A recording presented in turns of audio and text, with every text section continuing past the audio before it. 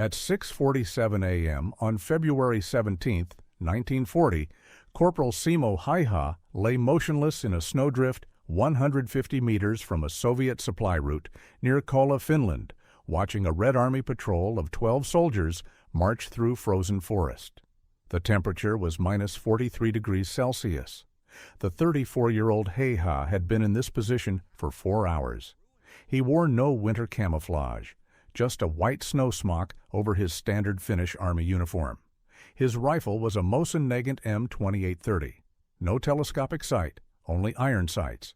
The rifle was 46 inches long, weight 9.6 pounds. Chambered in 7.62 by 54 mm R, 5-round internal magazine. Häyhä had already killed 387 Soviet soldiers in 79 days of war. The Soviets had sent counter-sniper teams to find him. They had sent artillery to destroy his positions. They had sent patrols with orders to capture him alive. All had failed. Now, 12 more Soviet soldiers were approaching. They carried Mosin-Nagant 9130 rifles. They had scopes. They outnumbered Häyhä 12-1. None of them would see who was shooting. None of them would survive the next 4 minutes. If you want to see how one Finnish farmer became the deadliest sniper in history, hit that like button. Subscribe for more impossible stories. Back to Häyhä. Simo Häyhä was born December 17, 1905, in Rautjärvi, Finland, near the Russian border. His family were farmers. His father owned 150 acres. They grew rye, potatoes, hay. They raised cattle and pigs. The farm was isolated. The nearest town, Miettilä, was 8 kilometers away. Population 400. Häyhä was the second of 8 children. He attended school until age 14, standard for rural Finland. Then he worked the farm full-time. But Häyhä was not an average farmer. He was a hunter. Finland's forests were thick: pine, spruce, birch. The forests held elk, deer, fox, wolf, bear. Hunting provided meat for winter. Hunting also developed skills: patience, stealth, reading terrain, understanding wind, judging distance, shooting accurately. Häyhä hunted from age 12. By age 20, he was the best hunter in Rautjärvi. He could shoot a running fox at 400 meters. He could remain motionless in sub-zero temperatures for hours. These skills would prove critical. In 1925, at age 20, Häyhä completed mandatory Finnish military service. Every Finnish male aged 21 served 1 year. Häyhä served in the Suojeluskunta, the Civil Guard. This was Finland's volunteer defense organization. The Civil Guard trained civilians for war. Finland expected war. Russia had controlled Finland until 1917. Finnish independence was recent. Russian threats were constant. The Civil Guard prepared for inevitable invasion. Häyhä's military training emphasized marksmanship. The Finnish Army doctrine prioritized rifle accuracy. Every soldier qualified at 150, 300, and 500 meters. Häyhä exceeded standards. At 150 meters, he hit targets 97% of the time. At 300 meters, 89%. At 500 meters, 72%. His instructors noted exceptional accuracy and calmness under pressure. Häyhä completed service in November 1926. He returned to farming.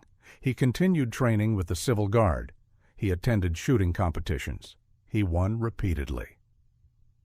By 1939, he had won multiple Finnish national championships.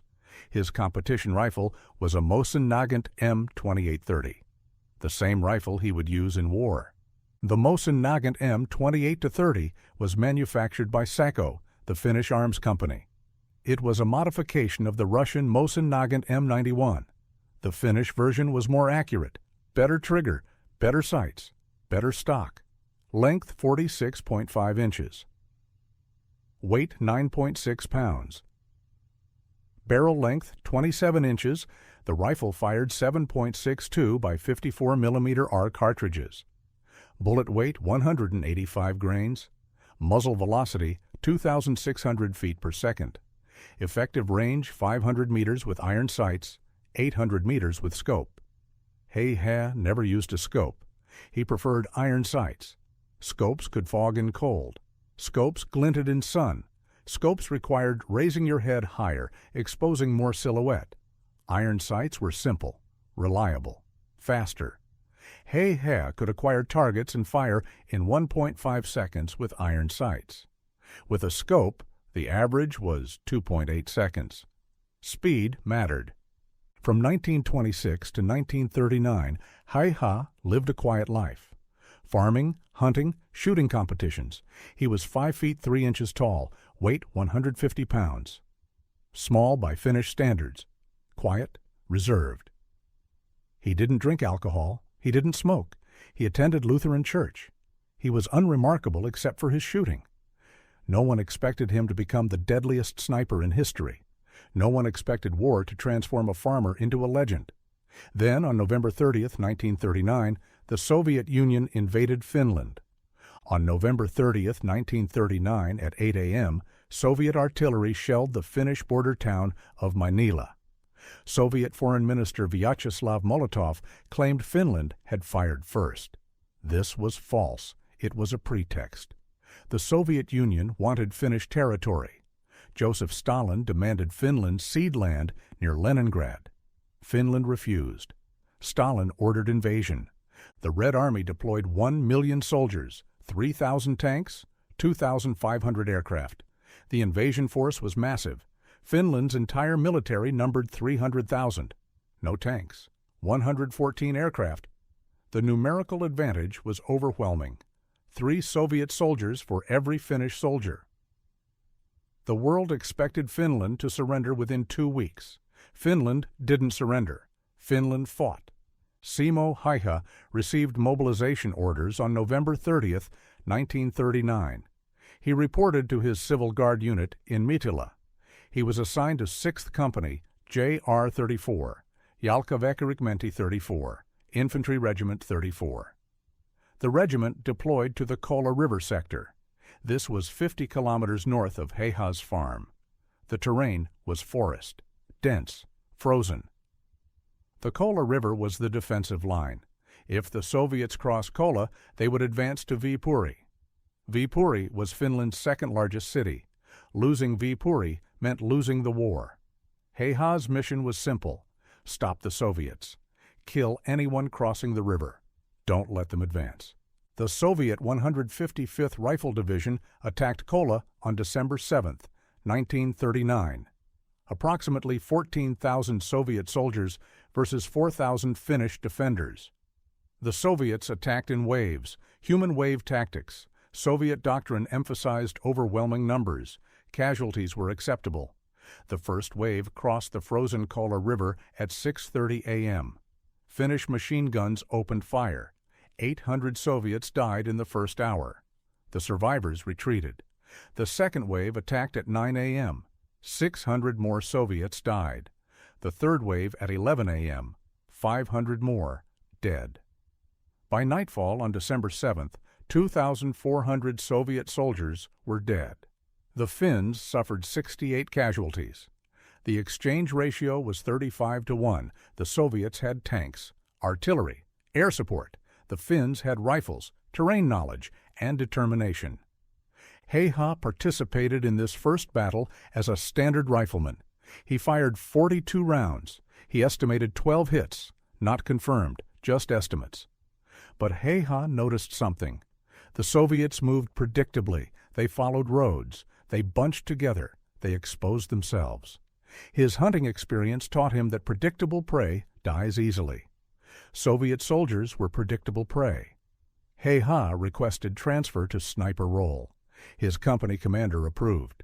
Häyhä became a designated marksman on December 9, 1939. He would operate independently, select his own positions, engage targets of opportunity. His only restriction, stay within 500 meters of Finnish lines. Häyhä accepted. He began hunting. Häyhä's first confirmed kill as a sniper occurred December 10, 1939 at 7:23 a.m. A Soviet officer was organizing a patrol 250 meters from Finnish lines. The officer was visible through trees. Häyhä was prone in snow. He aimed. He exhaled slowly. Between heartbeats, he fired. The officer fell. The patrol scattered. Häyhä didn't move. He waited. At 7:31 a.m., a Soviet soldier approached the dead officer. Häyhä fired again. The soldier fell. The patrol retreated. 2 kills. Häyhä recorded them in his personal log. He recorded every kill, date, time, range, conditions. The log was methodical, clinical, like a farmer recording harvest yields. Over the next week, Häyhä developed his technique. He operated alone. He left Finnish lines before dawn. He moved 200 to 400 meters toward Soviet positions. He found concealment, a snowdrift, fallen trees, dense brush. He prepared his position carefully. He cleared snow from his muzzle area. Muzzle blast disturbs snow. Disturbed snow reveals position. He packed snow tightly around himself. He left only his rifle barrel and head exposed. He minimized his silhouette. He waited. Soviet patrols moved through the forest daily. They followed trails. They sought Finnish positions. They were targets. Häyhä fired at ranges between 150 and 400 meters. He preferred 250 meters. At 250 meters, the 7.6 2x54 mm R round had 2,100 feet per second velocity. Bullet drop at 250 meters was 7 inches. Wind drift minimal. He aimed center mass, chest. The bullet's energy at 250 meters was 1,850 foot-pounds, sufficient to penetrate Soviet winter uniforms and kill instantly. Häyhä averaged 5.3 kills per day in December 1939. This was exceptional. The average sniper achieved 0.8 kills per day. Häyhä was 7 times more effective. His method was consistent. Fire once, wait, observe. If additional targets presented, fire again. Never fire more than 3 rounds from one position. 3 shots maximum before relocating. More than 3 shots allowed enemies to triangulate position. After 3 shots, Häyhä withdrew 50 meters. He established a new position. He waited. Sometimes Soviet return fire hit his previous position. Artillery, machine guns, mortars. The Soviets destroyed empty positions. Häyhä was already gone.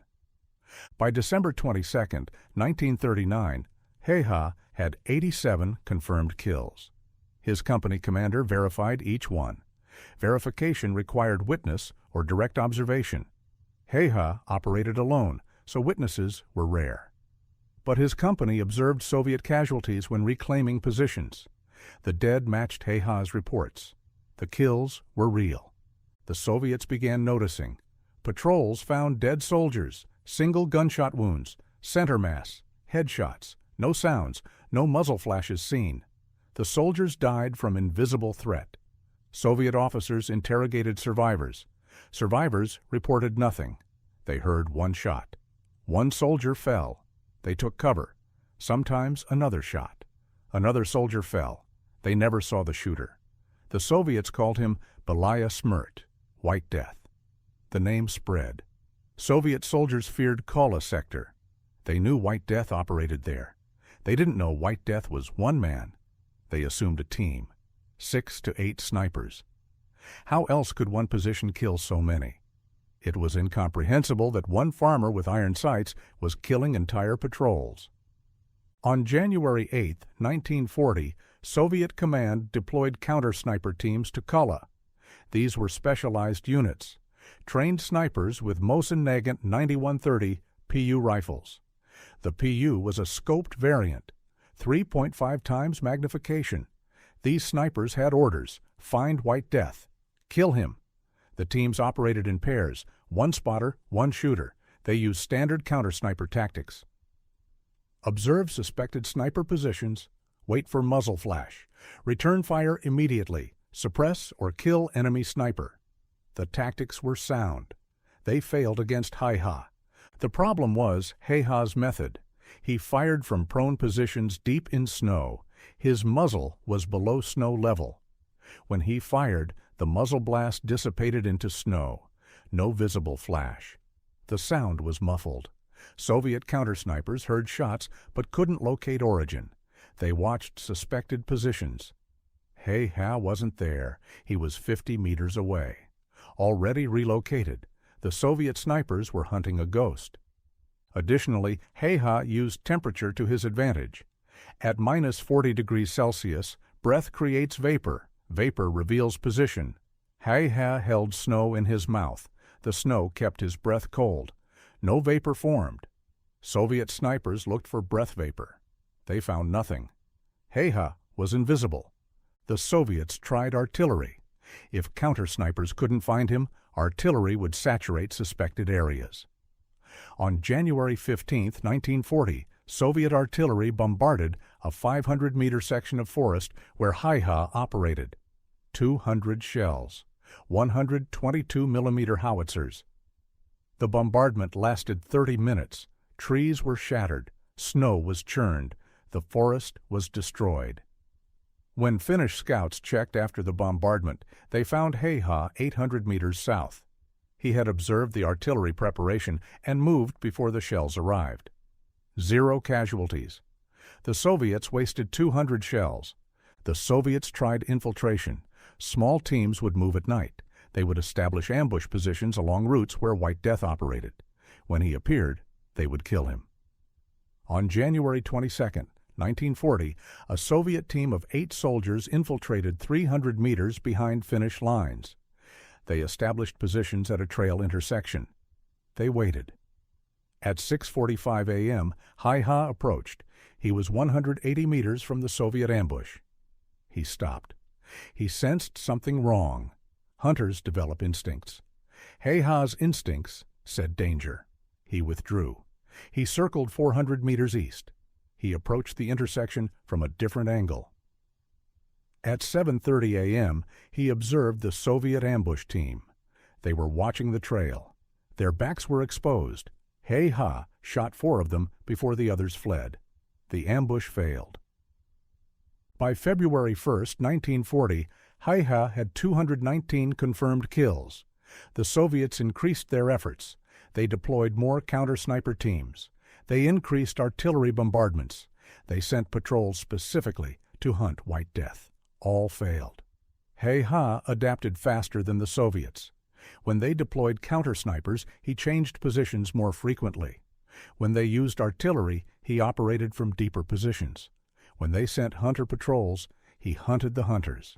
His kill count increased. The Soviets also suffered from poor morale. Soviet soldiers knew about White Death. They knew Kollaa was a death trap. Volunteers for patrols declined. Officers had to order soldiers forward. Some soldiers refused. Refusal meant execution. But death from White Death seemed certain. Death from execution was merely possible. Some chose execution. Soviet discipline held, barely. But the fear was real. One Finnish farmer with a rifle created fear in an army of 1 million. February 1940 was Häyhä's deadliest month. The weather was coldest, minus 40 to minus 45 degrees Celsius. Soviet soldiers wore heavy winter uniforms.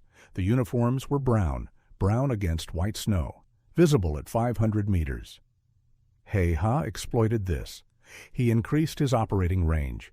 Instead of 250 meters, he engaged at 350 to 450 meters. The longer range meant Soviet return fire was less accurate. It also meant Häyhä needed exceptional marksmanship. At 400 meters, bullet drop was 22 inches. Wind drift at 10 miles per hour was 8 inches. Häyhä compensated automatically. Years of hunting made the calculations instinctive. On February 17, 1940, the day from the hook, Häyhä killed 16 Soviet soldiers. He fired 19 rounds, 16 hits, 3 misses. The 12-man patrol from the hook was eliminated in 4 minutes. Häyhä fired 12 rounds, 11 hits. 1 soldier escaped wounded. Häyhä relocated and found a different patrol. 4 more kills, then another patrol. 1 more kill, 16 total. The Soviet 155th Rifle Division reported 23 casualties that day in Häyhä's sector. 7 were artillery, 16 were sniper. All sniper casualties were attributed to White Death. Häyhä confirmed 16. The numbers matched. By February 21, 1940, Häyhä had 387 confirmed kills. This was extraordinary.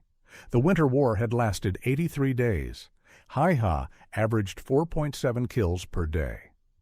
The previous record holder for most sniper kills was unknown. Sniper records weren't widely kept in 1940, but estimates suggested the highest previous total was approximately 150 kills by a German sniper in World War I. Häyhä had more than doubled that. He was the deadliest sniper in history. And the war wasn't over. But February 21, 1940, was also when Soviet command changed tactics. They stopped trying to find Häyhä. Instead, they decided to eliminate the entire area where he operated. On February 22, 1940, Soviet artillery began sustained bombardment of the Kollaa sector, not targeted strikes, saturation bombardment. Every day, 4 hours per day, 500 shells per day. The objective was destroy the forest, remove cover, make sniping impossible. The bombardment continued for 12 days, February 22nd through March 5, 1940. 6,000 shells destroyed 3 square kilometers of forest. Trees were obliterated. Snow was mixed with shrapnel and dirt. Visibility increased. Cover decreased. The Soviets succeeded in making the terrain less favorable for snipers. Häyhä adapted. He moved to new positions daily. He dug shallow fighting positions. He operated at dawn and dusk when light was poor. He reduced his exposure time. Instead of 4-hour watches, he operated for 90 minutes maximum. He fired fewer rounds per position, 2 shots instead of 3. His kill rate decreased but remained significant. Between February 22nd and March 5th, 1940, he killed 73 more Soviet soldiers. His total reached 460. The Soviets had transformed the terrain. They had increased their counter-sniper efforts. They had dedicated artillery and air assets to finding him. None of it stopped him. But on March 6, 1940, something did. At 6:32 a.m. on March 6, 1940, Häyhä was in a firing position 290 meters from Soviet lines near Kollaa. Temperature minus 38 degrees Celsius. Light snow falling. Visibility 400 meters. He had been in position since 5 a.m., 92 minutes. He had fired 4 rounds, 3 hits, 1 miss, 3 Soviet soldiers dead. He was preparing to relocate. At 6:32 a.m., a Soviet patrol appeared. 6 soldiers. They were moving carefully. They were searching, looking at trees, at snowdrifts, at ground irregularities. They were a hunter patrol, looking for snipers. Häyhä observed them. They were 320 meters away, extreme range for iron sights. He calculated the shot. 22 inches bullet drop, 12 miles per hour wind from the left, 9-inch wind drift. He aimed high and right. He fired. The lead soldier fell. The other 5 soldiers immediately took cover and returned fire. Not random fire, disciplined fire. They had seen the muzzle flash or the snow disturbance. Something. They fired at Häyhä's position, approximately 40 rounds in 15 seconds. Mosin-Nagant 9130 rifles, 7.62 by 54 mm. Several rounds hit near Häyhä. He couldn't relocate. The fire was too accurate. He was pinned. Then 1 round hit. At 6:33 a.m., a Soviet bullet struck Häyhä's face. The bullet entered his left cheek. It traveled through his jaw. It shattered multiple teeth. It exited through his right cheek. The explosive hydraulic shock from the bullet's energy tore tissue throughout his lower face. His jaw was destroyed. His tongue was partially severed. Blood filled his mouth and throat. He was choking. He couldn't breathe. He was dying. But Häyhä didn't die. His brain registered the hit. Pain was irrelevant. He had one priority: survive. He needed extraction. He couldn't call for help. His jaw was destroyed. He couldn't speak. He needed to reach Finnish lines, 290 meters. He needed to move. At 6:34 a.m., Häyhä began crawling. He left his rifle. He crawled through snow. Blood poured from his face. It created a visible trail. The Soviet patrols saw the blood trail. They advanced. They wanted confirmation. They wanted to verify they had killed White Death. Häyhä crawled faster. He crawled 50 meters in 2 minutes. The Soviet patrol was 200 meters behind him. Closing. At 6:37 a.m., Finnish machine gunners on the defensive line saw Häyhä crawling. They saw the Soviet patrol pursuing. The Finns opened fire. 2 Maxim M/09-21 machine guns. 7.6 2 by 54 mm, 600 rounds per minute. Sustained fire. The Soviet patrol took cover. The Finns maintained suppressive fire. Finnish soldiers ran forward. They reached Häyhä at 6:39 a.m. They dragged him to Finnish lines. The Soviets withdrew. Häyhä was alive, barely. Finnish medics treated Häyhä at the regimental aid station at 7:15 a.m. His condition was critical. Massive facial trauma, blood loss severe, airway compromised, blood and tissue filled his throat. He couldn't breathe properly. The medics established an emergency airway. They couldn't intubate. His jaw was too damaged. They performed a field cricothyrotomy. They made an incision in his throat below the larynx. They inserted a tube. He could breathe, barely. The medics stabilized him and evacuated him to a field hospital 15 kilometers behind the lines. He arrived at 9:30 a.m. Surgeons assessed his injuries. The bullet had destroyed his left mandible. His right mandible was fractured. 6 teeth were gone. His tongue was lacerated. Soft tissue damage was extensive. Blood vessels were severed but had clotted. The clotting saved his life. If the bullet had severed his carotid artery, he would have died in 90 seconds. The bullet missed the carotid by 8 millimeters. 8 millimeters was the difference between death and survival. Surgeons operated for 6 hours. They debrided destroyed tissue. They set fractures. They sutured lacerations. They couldn't reconstruct his jaw immediately. That would require multiple surgeries over years. They focused on saving his life. The operation succeeded. Häyhä survived. But he was incapacitated. He couldn't speak. He couldn't eat.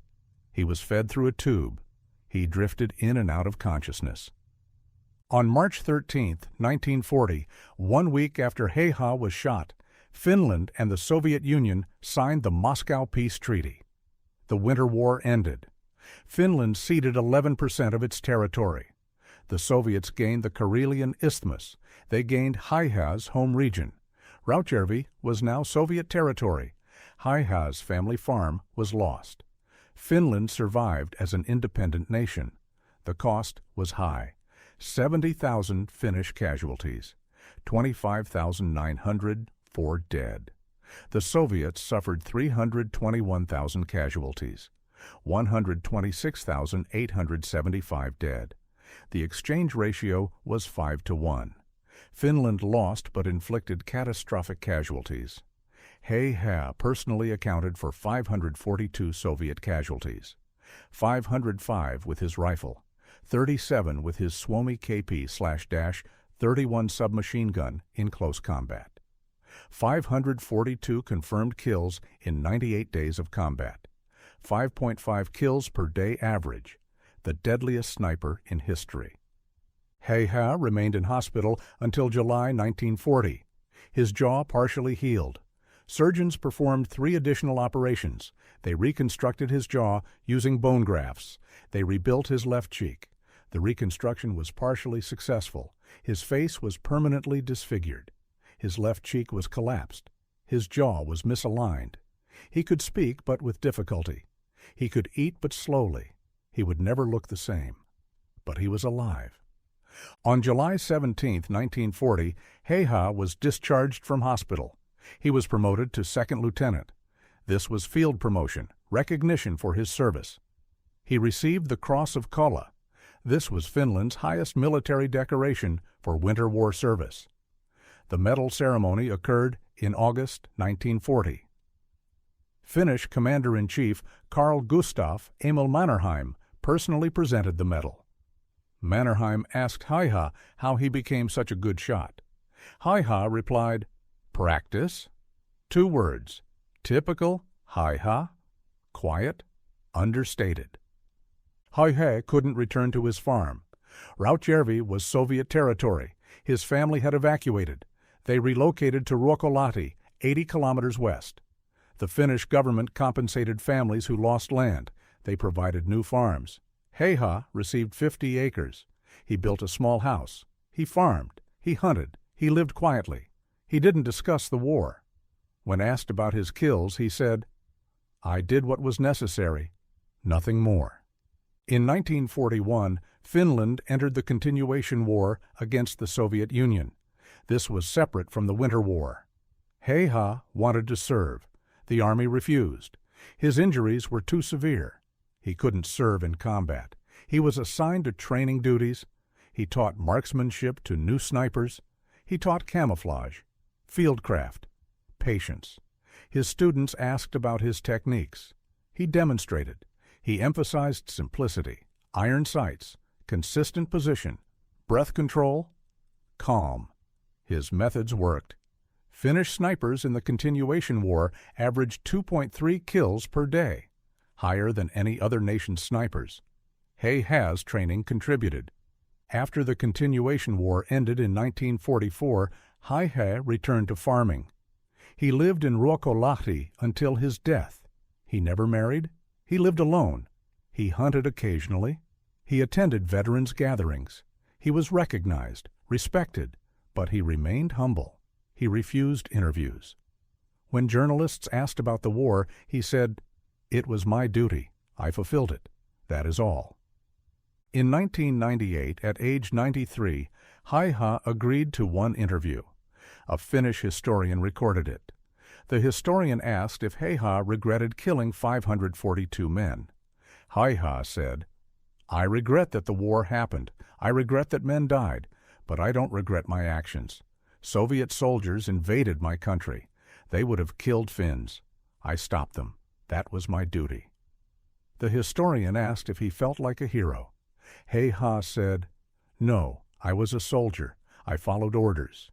Heroes are men who sacrifice themselves. I survived. I'm just a farmer who learned to shoot." Simo Häyhä died April 1, 2002. He was 96 years old. He died peacefully in a veterans' nursing home in Hämeenä, Finland. He had lived 62 years after being shot in the face. 62 years after the Winter War ended. He outlived the Soviet Union. The Soviet Union collapsed in 1991. Finland remained independent. Häyhä contributed to that independence. His funeral was attended by 300 people, veterans, politicians, journalists. The President of Finland sent condolences. Häyhä was buried in Ruokolahti, a simple grave, no elaborate memorial, just a headstone with his name, birth date, death date, and one word, soldier.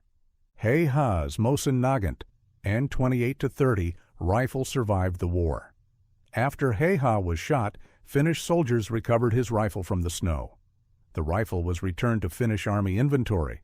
It was assigned to another sniper. That sniper used it for the remainder of the Winter War. The rifle survived. After the war, it was returned to Seiko factory. Seiko refurbished it. They replaced the barrel. The original barrel was worn from firing 10,000-plus rounds. The new barrel maintained the rifle's accuracy. The rifle was then assigned to training use. It was used at Finnish Army Sniper School for 40 years. In 1988, the Finnish Army recognized the rifle's historical significance. They retired it from service. They donated it to the Finnish Military Museum in Helsinki. The rifle is displayed there.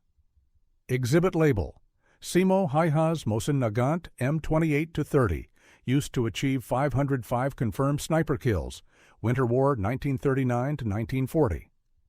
The rifle is unremarkable. Standard wood stock, blued steel barrel, iron sights, no modifications, no special features, just a standard rifle. In the hands of an exceptional shooter, it achieved exceptional results. Modern snipers study Häyhä. His techniques are taught in sniper schools worldwide, not just Finnish schools, American, British, Russian, Israeli. All study Häyhä. The lessons are timeless. Patience overcomes technology. Simplicity beats complexity. Iron sights at 250 meters with perfect fundamentals beats scoped rifles at 500 meters with poor fundamentals. Calm under pressure. Adaptation to conditions. These principles haven't changed. Häyhä proved them in 1940. They remain valid today. The Soviets never confirmed who shot Häyhä. Soviet records from the Winter War are incomplete. The Soviet soldier who hit Häyhä is unknown. The Soviets claimed multiple times they had killed White Death. Each claim was false. Häyhä survived. After the war, Soviet veterans sometimes claimed credit. I shot White Death. None could prove it. The soldier who actually hit Häyhä likely died later in the war, or died in Stalin's purges, or never knew who he shot. The Soviets fired thousands of rounds at Finnish positions. One round hit Häyhä. Probability, chance, not skill. The Soviets got lucky once in 98 days. That luck nearly killed the deadliest sniper in history. Häyhä's record has never been broken. 542 confirmed kills. The next highest sniper total is approximately 500 kills by Soviet sniper Ivan Sidorenko in World War II. Sidorenko operated for 4 years. Häyhä operated for 98 days. If Häyhä had served a full year at the same rate, he would have killed 2,000 men. If he had served 4 years like Sidorenko, 8,000 men. The mathematics are staggering, but Häyhä didn't serve longer. He was shot. He survived. He served 98 days, 542 kills, 5.5 per day. No other sniper has matched this rate. No other sniper has matched this total in such a short time. Modern military analysts have studied Häyhä's effectiveness. They concluded his success derived from 5 factors: exceptional marksmanship, intimate terrain knowledge, extreme weather-creating opportunity, Soviet tactical incompetence, and luck. All 5 were necessary. Remove any one factor, and Häyhä's success decreases. His marksmanship was genetic and trained. His terrain knowledge came from living there 34 years. The weather was historically cold in winter 1939 to 1940. Soviet tactics were rigid and predictable. Luck meant surviving 98 days when probability said he should have died by day 30. All factors aligned. The result was 542 dead Soviet soldiers. The human cost of Häyhä's success is measured in 542 lives. Soviet soldiers, mostly conscripts, average age 22.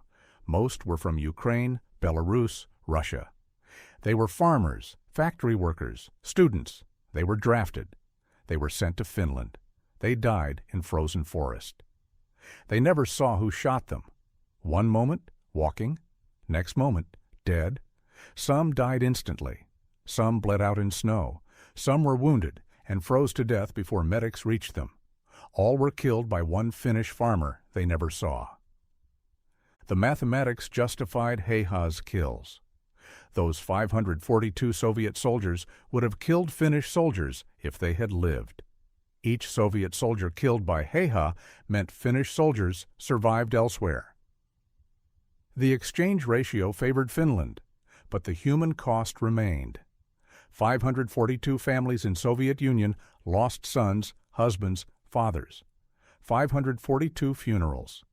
Soviet authorities didn't inform families how their loved ones died. They were told, killed in action, no details, no explanation.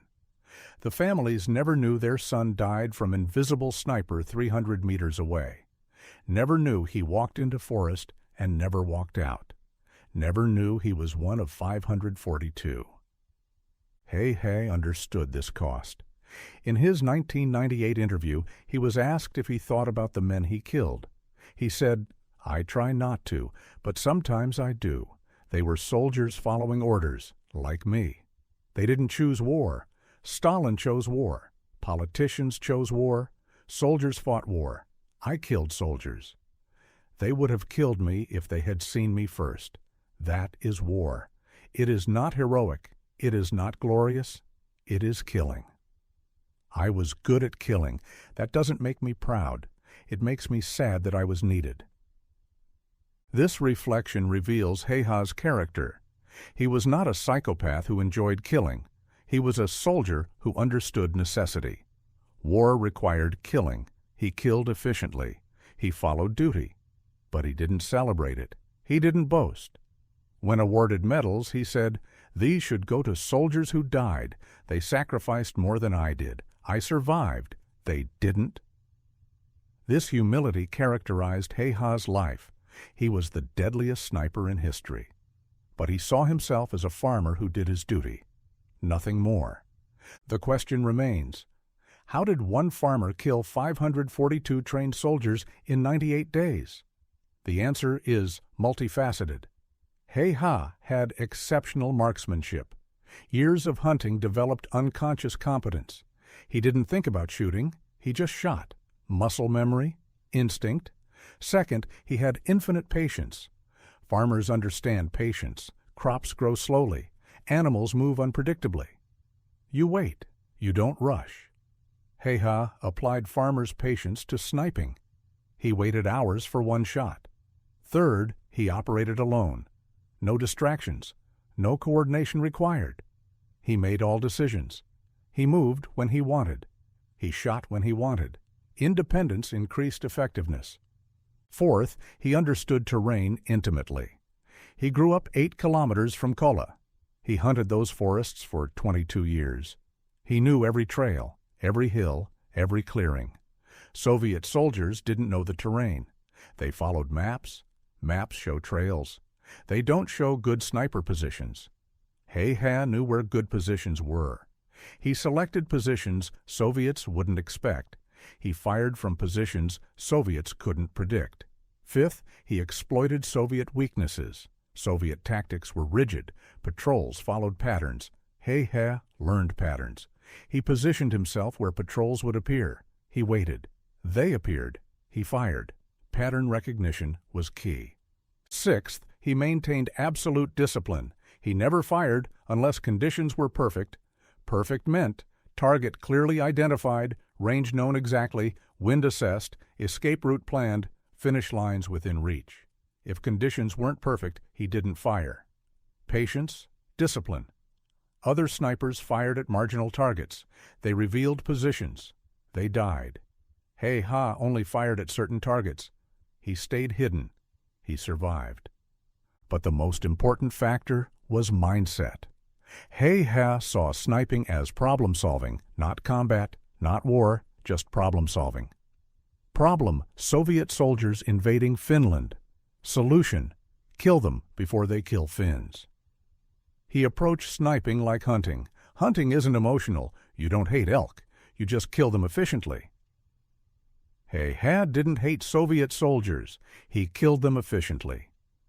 This psychological distance allowed him to function at peak effectiveness for 98 days. He wasn't traumatized. He wasn't conflicted. He was solving a problem. 542 problems solved. Then he was shot. Problem interrupted. Then peace treaty.